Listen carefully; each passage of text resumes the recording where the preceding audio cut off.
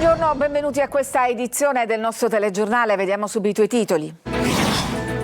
Frana la terra attorno al MUOS di Niscemi, il sistema satellitare che coordina i mezzi americani. La denuncia degli attivisti no MUOS.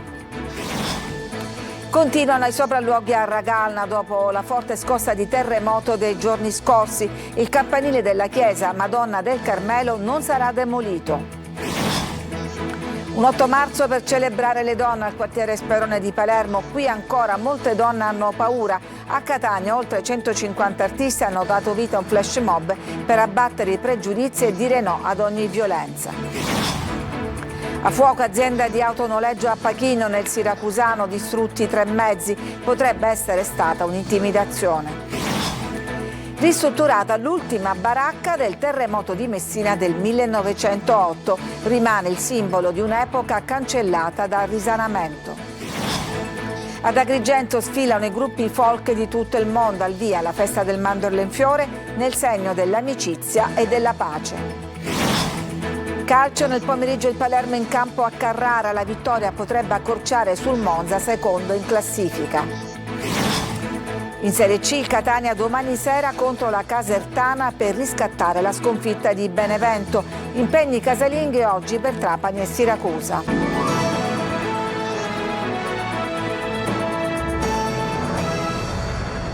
Un possibile smottamento del terreno nell'area della base statunitense di Niscemi riaccende le polemiche sul MUOS, il potente radar che coordina i movimenti dei mezzi militari americani. Sentiamo GR Italia.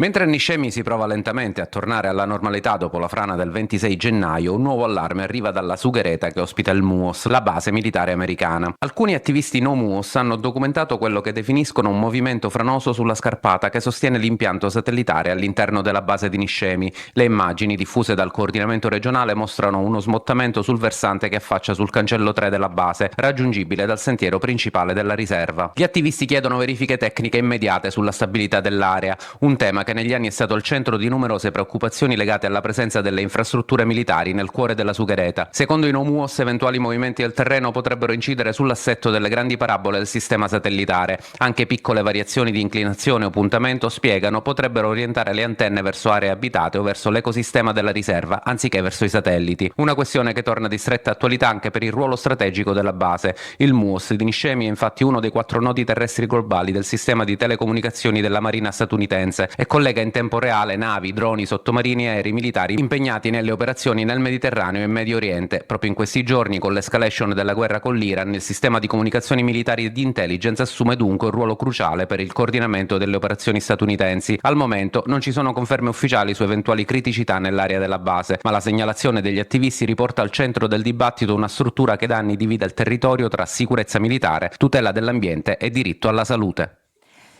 Andiamo adesso a Ragalna, il comune in provincia di Catania che cerca di rialzarsi dopo la forte scossa di terremoto di mercoledì scorso. Nelle ultime ore è arrivata la notizia tanto attesa: il campanile della chiesa Madonna del Carmelo non dovrà essere abbattuto. Tonino De Mana.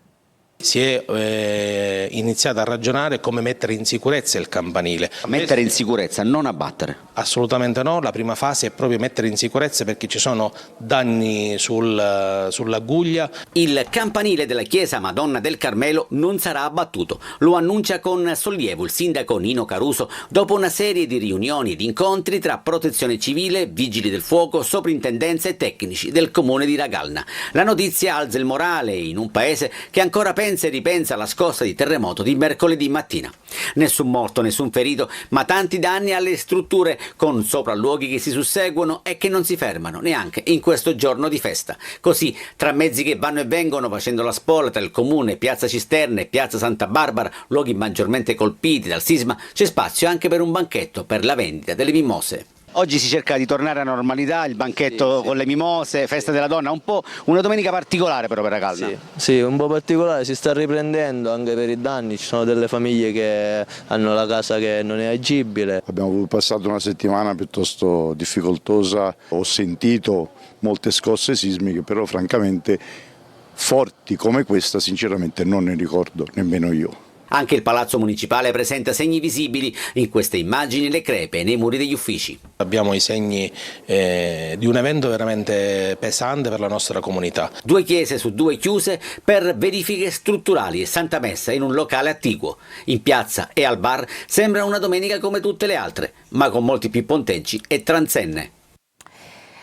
E le mimose hanno invaso le strade di tutte le città e l'8 marzo la giornata della donna, eventi e manifestazioni si moltiplicano in tutte le città. Noi siamo stati a Palermo in uno dei quartieri più difficili, Lo Sperone. Sentiamo Marco Gullà. La musica che accompagna questo 8 marzo in uno dei quartieri popolari di Palermo. Siamo allo Sperone, per il secondo anno consecutivo è andata in scena la camminata dei diritti, una passeggiata tra le vie di un quartiere dove molte donne sono private appunto dei loro diritti, dove hanno anche paura di denunciare se qualcosa non va. E poi la mancanza di servizi essenziali. Mancano gli asili nido, per esempio, importantissimi non solo per le donne, per i bambini e le bambine, ma per la famiglia, e spesso è costretta a rinunciare a lavorare, e quindi sappiamo benissimo che senza autonomia anche economica diventa difficile la libertà, l'indipendenza, anche lasciare situazioni di violenza all'interno della famiglia. Tutte donne che attraverso un lavoro silenzioso portano avanti delle battaglie proprio in questo quartiere e magari che incitano i figli ad emanciparsi, a uscire fuori da questi schemi. Chi sono le donne dello Sperone?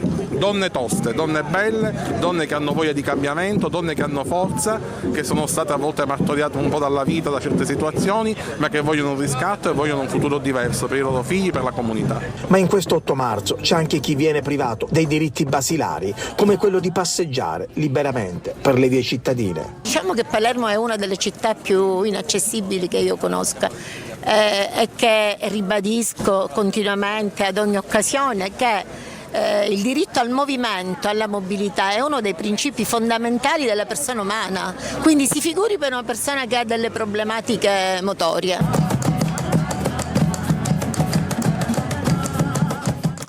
E a Catania oltre 150 artisti hanno dato vita ad un flash mob in Piazza Università per abbattere i pregiudizi e dire no ad ogni violenza. Emanuela Corsi. Qual è il messaggio di questa esibizione?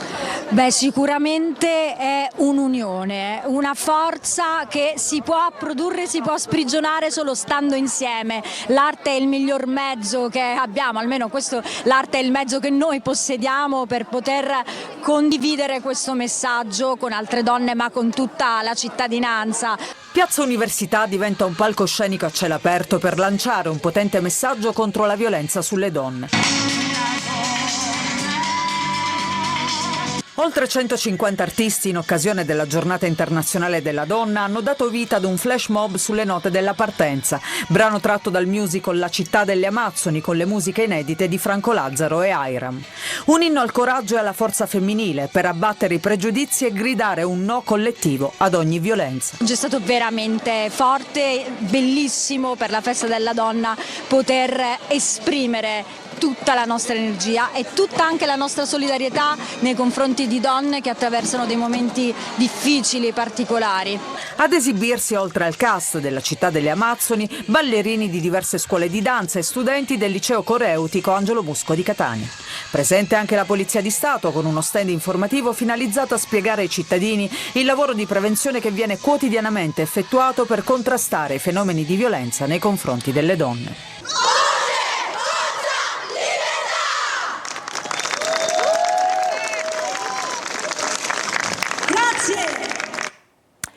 Siamo alla cronaca che ci porta in provincia di Siracusa, a Pachino, dove c'è stato un rogo in un'azienda di noleggio mezzi. Potrebbe trattarsi di un'intimidazione. Francesco Aloi. Si vedono i sacrifici fatti negli anni da mio marito e del suo socio Michael, e quindi certo fa male, anche l'odore acre che in questo momento si respira è brutto, proprio è brutta, una sensazione bruttissima. Sono le 22 quando qui partono le prime fiamme. Un incendio distrugge questi 3 mezzi, le uniche piattaforme aeree della Victory Servizi alle porte di Pachino nel Siracusano. I malviventi sarebbero arrivati dal retro. Sono venuti da dietro dove appunto non ci sono telecamere, telecamere, non potrebbe mai scattare l'allarme venendo appunto dalla campagna. Nonostante questo, però, le telecamere potrebbero avere ripreso chi ha fatto tutto ciò. Il liquido infiammabile, probabilmente benzina, lanciato da quel muro, poi le fiamme. I carabinieri adesso sono al lavoro. L'intimidazione sembra la pista più accreditata. Fino a stamattina non abbiamo avuto richieste di, come si suol dire, il famoso pizzo, racket e quant'altro. Ma non è da escludere che possa esserci un legame con l'attività politica della signora, moglie di uno dei due soci, che è consigliera comunale a Pachino. Un uomo di 33 anni ha perso la vita in un incidente stradale nella frazione di Timpazzi a Messina. L'auto sulla quale viaggiava percorreva la statale 113 quando un altro veicolo, nel tentativo di evitarla, ha sterzato improvvisamente. La manovra avrebbe fatto perdere il controllo del mezzo al conducente, che è finito fuori strada schiantandosi contro un albero. Nell'impatto ha perso la vita il passeggero, mentre il conducente è rimasto ferito. Mentre a Messina si completa il risanamento, l'ultima baracca risalente al terremoto del 1908 viene ristrutturata come memoria storica di quel periodo. Francesco Triolo. Rappresenta un pezzo di memoria storica per la città di Messina, l'ultima vera baracca risalente al periodo immediatamente successivo al terremoto del 1908. Si trova nella zona dell'Annunziata, è stata costruita interamente in legno e faceva parte dei baraccamenti realizzati per dare un riparo alle famiglie rimaste senza casa dopo il sisma, e ha resistito per oltre 100 anni. Nell'ambito dell'azione di risanamento delle baraccopoli di Messina adesso è stato deciso che quella struttura debba rimanere a futura memoria delle generazioni. A questo mirano i lavori per il restauro conservativo consegnati nei giorni scorsi. Intervento inserito nel piano di risanamento delle baraccopoli coordinato dal commissario Renato Schifani per un importo di oltre 64.000 euro e una durata prevista di circa 3 mesi, punta a recuperare gli elementi originari della costruzione, eliminando le modifiche realizzate negli anni successivi. Un progetto dal grande valore simbolico, ha spiegato il subcommissario al risanamento Santitrovato, che parla di un intervento importante per restituire alla città una testimonianza della storia e della capacità di rinascere dei messinesi dopo il terremoto. Un mese fa l'associazione Hauser di Monreale era stata derubata di attrezzature tecniche necessarie per le proprie attività sociali. I carabinieri hanno individuato i responsabili accusati di ricettazione. Nel bottino che è stato recuperato c'erano la dotazione per eventi come casse acustiche, mixer e microfoni. Ci fermiamo, adesso c'è una pausa, torniamo tra poco per parlare fra l'altro della sagra del mandorlo in fiore.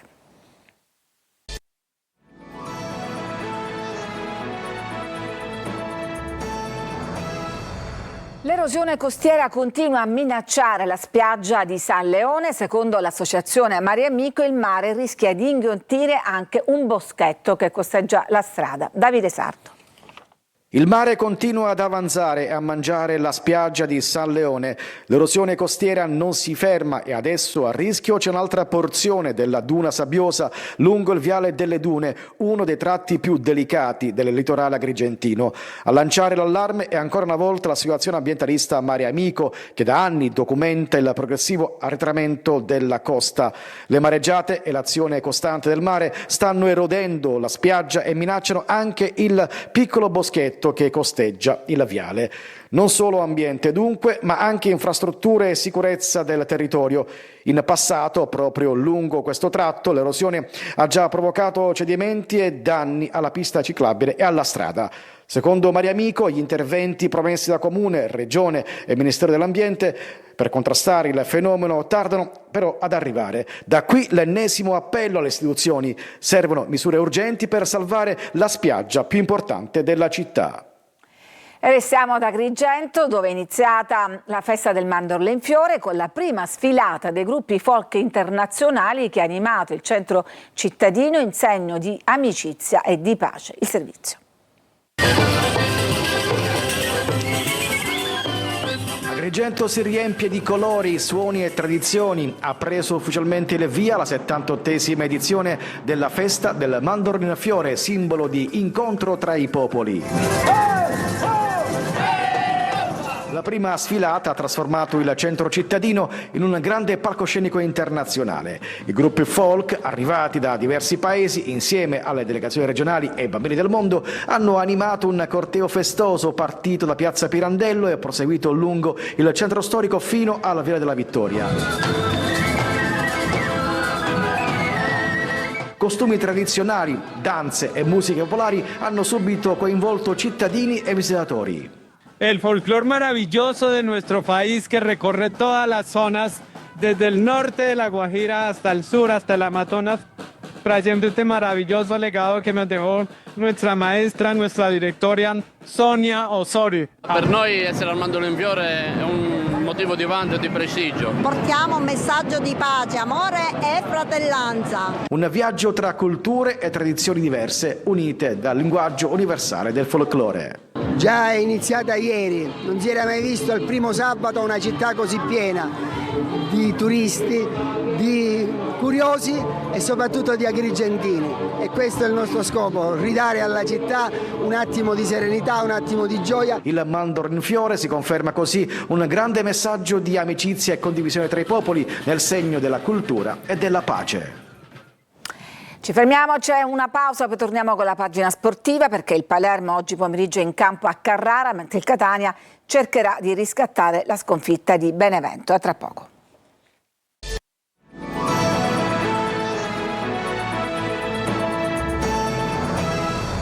Siamo al calcio, oggi pomeriggio Palermo in campo a Carrara, una vittoria potrebbe accorciare sul Monza, secondo in classifica che ieri ha perso alla Spezia. Marco Gullà.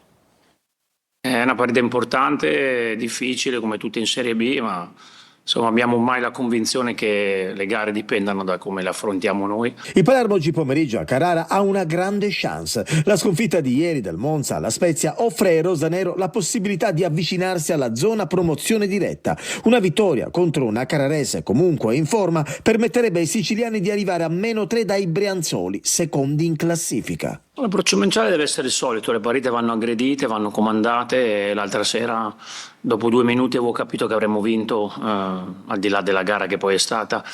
Per cui dobbiamo partire forte, per fortuna finalmente avremo un po' di tifosi nostri al seguito e questo per noi può essere molto importante. Il Palermo in trasferta non sempre ha brillato, deve fare qualcosa in più a partire dal match di oggi delle 17:15. Non ci saranno Pierozzi e Blen squalificati, sulla destra a centrocampo dovrebbe toccare a Giasi, Gomez potrebbe giocare al posto di Segre, Ranocchia confermato come faro della squadra. In avanti Ledu Aron, Palumbo e ovviamente Poyampalo. Siamo ripartiti subito secondo me con una grande partita, per cui cerchiamo di tornare a fare quello che abbiamo abituato a fare in queste ultime 15-16 partite.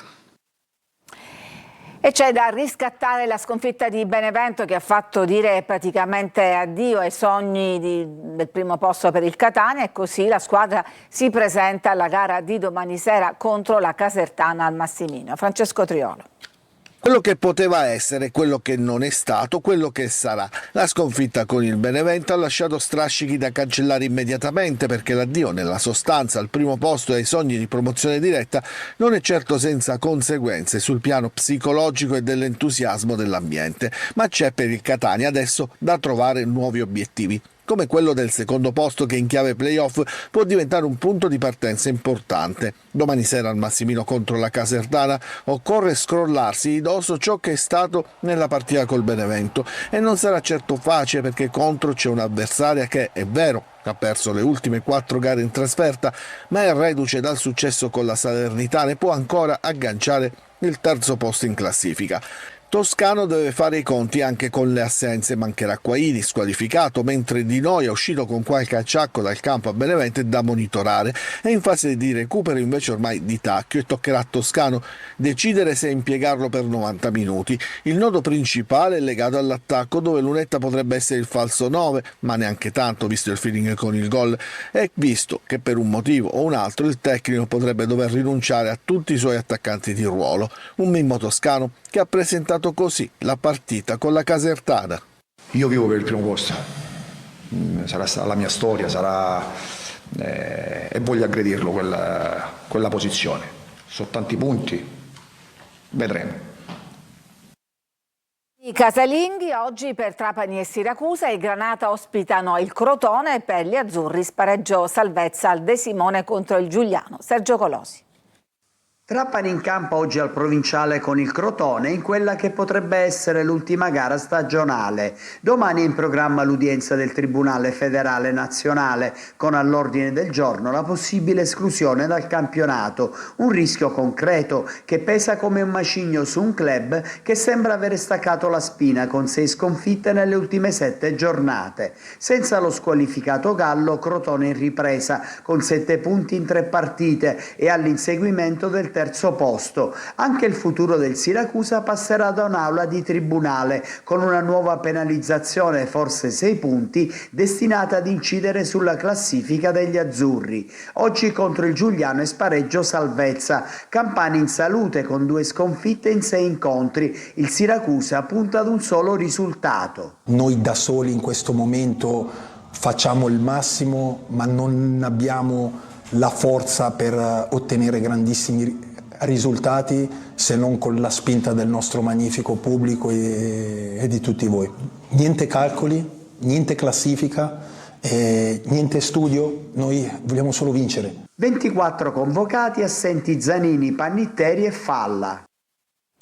La nuova stagione della Rari Nantes Ionica prende ufficialmente forma. La squadra è stata presentata al City Sport Club di Catania per dare il via al percorso che accompagnerà le atlete nella stagione di pallanuoto femminile 2026. L'obiettivo è quello di consolidarsi nel panorama sportivo catanese e siciliano, puntando soprattutto sulla formazione e sulla crescita di nuove atlete. Alla guida della squadra anche quest'anno c'è Giusy Malato, ex campionessa olimpica e autentica icona della pallanuoto italiana. L'obiettivo, ha detto, è fare il salto di categoria, quindi dalla B passare alla A2. Sono ragazze determinate, ha detto ancora Giusy Malato, con grande propensione al sacrificio. Siamo una realtà piccola, sappiamo che non è facile, ma stiamo lavorando e speriamo un giorno di riuscirci. E con questa notizia noi ci fermiamo. Grazie per averci seguito. A tutti una buona domenica e ancora una buona giornata delle donne.